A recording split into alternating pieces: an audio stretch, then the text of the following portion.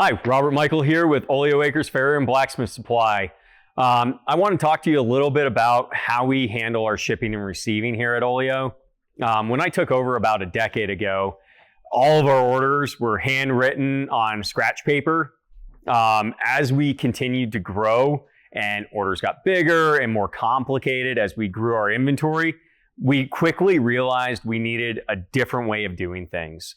So I have a wonderful wife that does all my marketing, and she's extraordinarily talented. So she helped organize a form for us to use. So on this form are some key things that we need for every single order.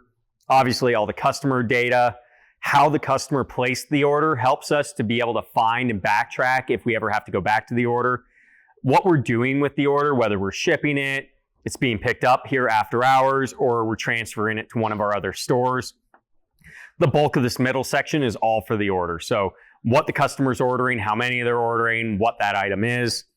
And then down here is that next step of the journey. So it's all the shipping, how many boxes, weights and dimensions, how it's going, credit card information, how they're paying.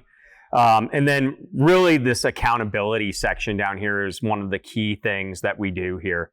I'm all about redundancies. I want to make sure that every single order that leaves this warehouse is 100% perfect every single time. We're human. It doesn't always happen that way, but this right here helps me keep my employees accountable, helps keep me accountable to how we're servicing our customers. If we're shipping our customers' product, that means they're not near probably another Farrier supply store. They're not near one of my stores. They're 100% reliant on us getting their order right so they can go out there and do their jobs. If we mess up here, it means we've messed up their schedule. We could have lost them money.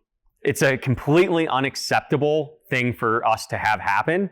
So we put this accountability down here so we know who took the order, who pulled the order, who checked the order, who packed the order, and who typed the order. So all along the way on that order's journey, we know who touched it, how it was touched, and where it went, so that if there's an issue, we can go back and correct it, or we can congratulate the people involved in that order for doing a stellar job.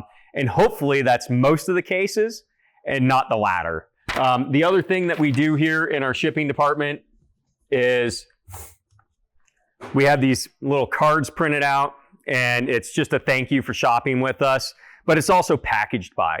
So 90% of the time we get calls and compliments on who packed it. Sometimes we don't.